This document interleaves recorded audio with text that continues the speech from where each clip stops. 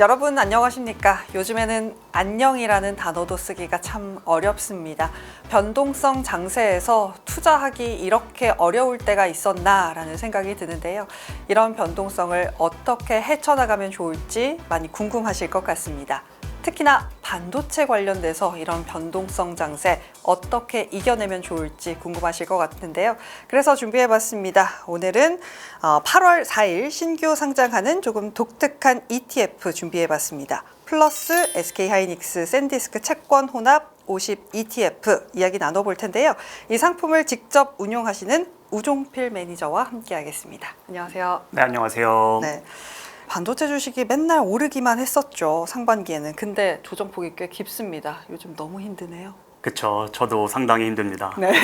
최근 하락으로 마음 졸이신 분들 정말 많으실 겁니다. 저 역시 그동안 주장해온 반도체 투자 논리가 여전히 유효한지 원점에서 다시 점검하는 시간을 좀 가져봤습니다. 네.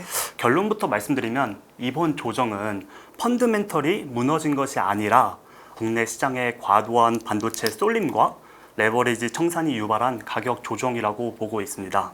몇 가지 배경부터 조금 짚어드리면 최근에 반도체 고점론이 다시 힘을 받고 있습니다. 네. 애플발 이제 치플레이션 이런 것도 있었고 메타발 AI 투자 축소, 컴퓨팅 자원을 이제 임대를 하겠다 이런 이슈도 많이 있었죠. 네. 그것뿐만이 아니라 이제 중동의 정세가 악화되면서 유가가 재상승하였고 그거에 따라서 이제 금리가 또다시 상승하는 우려를 낳게 됐었어요. 그리고 마지막으로는 이제 급등에 따른 기술적 부담과 수급 불안정성이 있었습니다. 잘 아시다시피 저희 증시 같은 경우는 연초부터 정말 가파르게 상승했었죠. 네. 그런데 여기서 꼭 구분하셔야 될 게 있습니다. 바로 주가와 펀드멘탈은 항상 함께 가지 않습니다. 이제 주가는 단기적으로 심리와 수급에 따라서 출렁일 수 있죠. 네. 하지만 장기적으로는 결국 주가는 기업 실적에 수렴한다고 저희는 보고 있습니다. 사실 정작 메모리 기업들의 실적은 지금 매 분기 유례를 찾아보기 힘든 속도로 올라가고 있어요. 그래서 실적이 꺾여서 빠진 게 아니라 심리와 밸류에이션 부담이 만든 조정이라는 뜻입니다. 이번이 고점이 아니냐는 걱정 충분히 이해하고 네. 이제 하지만 저희는 아직 피크아웃으로 보기 어렵다는 근거를 몇 개 가져왔습니다. 이제 첫 번째는 수급입니다.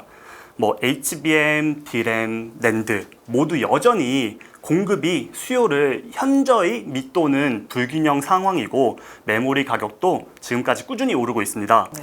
데이터 센터에 사용되는 DDR4와 DDR5 현물가와 그 컨트랙 고정가 차트를 보시면 이제 검정색 선이 현물가, 노란색 선이 고정가인데요. DRAM 수요를 입증하듯이 25년 하반기부터 현물가가 가파르게 상승하였고 현물 시장의 열기가 실제 계약으로 확정되면서 고정가 이 노란색 선이 뒤이어서 상승하는 모습을 보여주고 있습니다. 그리고 그 상승세는 지금도 계속 지속되고 있는 모습을 보여주고 있고요. 이제 두 번째 그림에서는 낸드 또한 DRAM과 유사한 상황입니다. 현물가와 고정가가 함께 상승하는 곡선을 보여주고 있습니다. 이제 업계 전망으로 이러한 메모리 공급 부족 현상이 메모리 3사의 신규 증설 효과가 실질적으로 반영되기 시작하는 시점은 27년 하반기쯤으로 보고 있고 네. 그때까지는 이런 공급과 수급의 불균형이 지속될 것이라고 전망하고 있습니다. 네.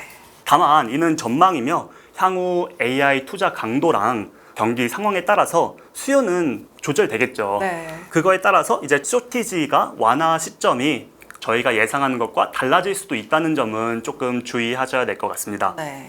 두 번째 근거로는 이제 수요의 폭이 정말 넓어지고 있어요. 지금의 메모리 수요는 빅테크의 AI 경쟁에만 국한되고 있지 않습니다. 나라 단위로 AI 인프라를 구축하는 소버린 AI, 그리고 더 나아가서 로봇, 자율주행처럼 물리 세계에서 작동하는 이전 피지컬 AI로까지 수요가 확대되고 있거든요. 네. 소버린 AI는 데이터 주권이라든지 보안, 규제, 대응을 위해서 각국 정부와 규제 산업이 자체 인프라를 구축하는 흐름으로 글로벌 컨설팅 업체인 맥킨지는 이 시장을 2030년까지 약 6천억 달러 규모로 추정하고 있습니다. 피지컬 AI는 이제 로봇인데 아직 초기 단계이죠. 실시간 저지연 추론을 위한 엣지 컴퓨팅과 로컬 메모리 수요를 새롭게 창출할 거로 생각하며 향후 수요를 한층 더 끌어올릴 잠재적 축이라고 전망하고 있습니다. 이처럼 수요층이 빅테크 하나에만 국한된 게 아니라 국가와 피지컬 AI로 넓어지고 있으며 이 흐름은 30년 이후로도 이어진다는 전망이 아주 우세하고 있습니다. 수요의 폭이 넓어진다는 것은 곧 특정 기업의 투자 사이클에 의존하지 않고 더 견고하고 지속적인 수요 기반이 형성되고 있다는 의미로도 볼 수 있겠죠. 네. 최근에 많이 이슈가 되고 있는 게 또 LTA 장기 공급 계약입니다. 물론 기업마다 가격이나 물량, 기간, 선수금 같은 조건은 다 다르겠지만 큰 틀에서 보면 앞으로 몇 년치 물량과 가격을 고객이랑 미리 계약으로 묶어둔 거라고 보시면 될 것 같습니다. 시장에서는 메모리 기업들의 물량 기준으로 이 LTA 비중을 약 4에서 50% 정도로 보고 있습니다. 네. 이 정도면 앞으로 매출이 어느 정도 보인다는 뜻입니다. 그래서 이게 주가가 밑으로 빠질 때는 어느 정도 그 주가를 받치는 힘이 될 수도 있겠죠. 예전처럼 갑자기 치킨 게임에 빠져서 확 불황으로 무너지던 구조랑은 체력 자체가 다르다는 거죠. 그리고 이 계약으로 다 채우지 못하는 나머지 물량은 AI 향이나 전통 세트 향으로 이제 나가게 되는데 이쪽은 가격이 미리 정해져 있지 않습니다. 네. 그러면 오히려 지금 같은 수급 불균형에서 더 이득을 보게 될 수 있죠. 결론적으로 과거엔 매출이 얼마나 이어질지 앞이 잘 안 보이던 사이클이었다면 이제는 어느 정도 앞이 보이는 기업으로서 다시 평가받을 거다. 저희는 그렇게 기대하고 있습니다. 네, 메모리 업종의 센티 쭉 돌아봤습니다. 쇼티지가 지속이 되고 메모리의 수요차가 계속해서 확대가 되고 롱텀 어그리먼트, 장기 계약으로 인해서 밑을 받쳐낼 수 있는 그런 분위기가 있기 때문에 결코 메모리가 픽아웃이다라고 설명할 수 없다라는 이야기 함께 들어봤습니다. 이번 ETF 자체가 주식 반, 채권 반이에요. 그래서 이 반을 우리가 앞서 살펴본 이 메모리 업종 채워져 있는 상황인데 SK하이닉스, 샌디스크 이렇게 조합을 하셨어요. 어떤 의도일까요? 일단 저희가 상품을 기획한 의도를 말씀드리기 전에 이 조합을 이해하시려면 딱 하나의 키워드만 기억하시면 됩니다. 병목은 이동한다. 이제 AI 발전 과정을 병목의 이동으로 보면 네. 조금 그림이 선명해집니다. AI 시대 초기에는 가장 주목받았던 것은 엔비디아의 GPU였죠. 네. 네, AI를 학습시키는 단계라 연산을 담당하는 GPU가 대량으로 필요했거든요. 이후 AI가 점점 발전하면서 추론에 최적화된 GPU 그리고 구글의 TPU 같은 ASIC 반도체로 관심이 조금 옮겨졌었습니다. 네. 그리고 지금은 AI 에이전트의 시대가 열리고 있다고 보고 있습니다. 에이전틱 AI는 실시간으로 문맥을 추론하고 데이터를 처리해야 되기 때문에 훨씬 더 많은 데이터를 저장하고 빠르게 옮겨야 합니다. 네. 이 방대한 학습과 추론을 감당하려면 두 가지가 필수죠. 데이터를 빠르게 연산해주는 HBM, 그리고 그 데이터를 대량으로 저장하는 낸드 기반의 고용량 SSD입니다. 비유하자면 HBM이 초고속 작업대라고 한다면 낸드는 거대한 창고인 셈인 거죠. 네. 이 상품은 바로 이 지점을 담았습니다. HBM을 대표한다고 볼 수 있는 SK하이닉스 그리고 낸드 ESSD의 퓨어 플레이어 샌디스크 이제 메모리 반도체 퓨어 플레이어 조합이죠. 이 조합으로 메모리 반도체 슈퍼 사이클의 수혜를 충분히 추구할 수 있는 조합으로 설계가 됐습니다. 한마디로 AI가 발전할수록 메모리 반도체의 중요성은 더 커진다는 방향성에 투자하는 상품이라고 볼 수 있습니다. 이제는 뭐 학습을 넘어서 추론으로 가고 있고 추론에서는 메모리가 반드시 필요한 상황입니다. 그렇기 때문에 HBM을 갖고 가고 있는 하이닉스, 낸드의 퓨어 플레이어라고 할 수 있는 지금 샌디스크 이렇게 선택하셨다라고 말씀을 주셨는데 사실 반도체 기업이 여기만 있는 건 아니잖아요. HBM을 하는 건 삼성전자도 있을 수 있고 또 낸드를 하는 다른 해외 기업들도 많은데 굳이 두 기업이다 라고 하는 이유가 있을까요? 네, 직전에서도 조금 언급을 드렸다시피 이 두 기업이 메모리 반도체 분야에 퓨어 플레이어이기 때문입니다. 네. 퓨어 플레이어란 하나의 핵심 산업에 역량을 온전히 집중하는 기업을 말하는데요. 두 회사 모두 사실상 매출의 100%가 메모리에서 발생합니다. 그 덕분에 이번 메모리 슈퍼 사이클에서 SK 하이닉스와 샌디스크는 각각 한국과 미국 시장 반도체 기업 중에서 최상위권의 주가 퍼포먼스도 보여주었습니다.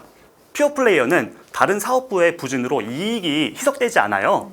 예를 들어서 비메모리 파운드리가 적자를 내거나 또는 가전 모바일 사업이 흔들린다면 정작 메모리에서 이익을 정말 잘 내도 전체 실적으로 봤을 때 일부분 이익이 희석되는 효과가 있잖아요. 이 두 기업은 메모리 반도체에서 매출이 100% 발생하기 때문에 그럴 일이 없다는 거죠. 네. 따라서 메모리 호황이 실적과 주가에 고스란히 반영되는 것을 기대할 수 있는 기업들로 모았습니다. 각 기업을 간단하게 보신다면은 SK 하이닉스는 HBM 시장에서 점유율 1등입니다. 이제 D램 점유율로는 2위고요. 네. 그래서 연산 메모리의 대표주라고 할 수 있습니다. 그리고 샌디스크는 낸드와 ESSD를 앞세운 저장 메모리의 대표주죠. 네. 즉, 이 ETF는 연산이라는 HBM과 D램, 그리고 저장이라는 낸드, 메모리의 양 날개를 각 분야 대표 기업으로 함께 담은 상품이라고 할 수 있습니다. 다만 이제 좀 오해는 없으셨으면 좋겠습니다. 이제 이 상품의 본질은 기업들의 우열을 가리는 게 아니라 이제 퓨어 플레이어를 담아서 메모리 사이클을 순수하게 주가에 반영하고 메모리 반도체에 대한 노출도를 극한으로 최대한 끌어올리는데 집중한 상품이라는 점입니다. 그만큼 메모리 업황과 투자 심리에 직접적으로 연동될 수 있겠죠. 그렇기 때문에 항상 메모리 사이클에 대한 투자를 할 때는 투자 논리를 꾸준히 점검하면서 내가 이 사이클에 어디 있는지도 네. 점검하는 시간이 필요할 것 같습니다. 네, 일단 SK 하이닉스는 HBM의 선두주자, 샌디스크는 낸드의 선두주자, 퓨어 메모리 플레이어이기 때문에 두 개의 조합을 했다. 하지만 사이클은 확인해야 한다라고 말씀을 주셨습니다. 이 사이클 얘기를 좀 하고 싶은데 사실 앞서서도 LTA 얘기를 하긴 했지만 그래도 우리가 그동안의 긴 시간 동안 기억하는 건 메모리는 사이클을 탄다라는 거잖아요. 이건 어떻게 보세요? 맞습니다. 사실 그 불안감이 메모리 투자에서 가장 오래된 숙제죠. 네. 그런데 저는 이번 사이클은 사이클이 아니라고 하는 건 아니지만 이번 사이클은 과거와 성격이 근본적으로 다르다고 봅니다. 이제 과거 메모리 불황은 대부분 공급 과잉에서 시작됐어요. 네. 너도 나도 증설을 하다가 수요가 살짝 꺾이면 가격이 폭락하는 치킨 게임이 반복됐죠. 네. 그런데 지금은 HBM처럼 기술 난도가 높은 제품 중심으로 시장이 재편되면서 아무나 물량을 쏟아낼 수 없는 구조가 됐습니다. 게다가 앞서 말씀드린 ATA로 수년치 물량과 가격이 미리 묶여 있어서 가격이 급격히 무너질 가능성이 과거보다 훨씬 낮아졌다고 평가하고 있습니다. 표를 보시면 SK 하이닉스의 장기 공급 계약은 보수적으로 봐도 매출의 25에서 30% 정도로 추정되고 있고 최근 증권가에서는 매출의 50%를 LTA로 확보한 것으로 전망하는 보고서도 나오고 있습니다. 네. 이건 이제 월 말에 있을 SK 하이닉스의 실적 발표에서 저희가 어느 정도 확인할 수 있을 거라고 보고 있고요. 게다가 공급 가격에 한선이 있지만 상한은 없는 것으로 지금 알려지고 있고요. 장기 공급 계약 시 선급금도 받는 구조로 설계되고 있다고 합니다.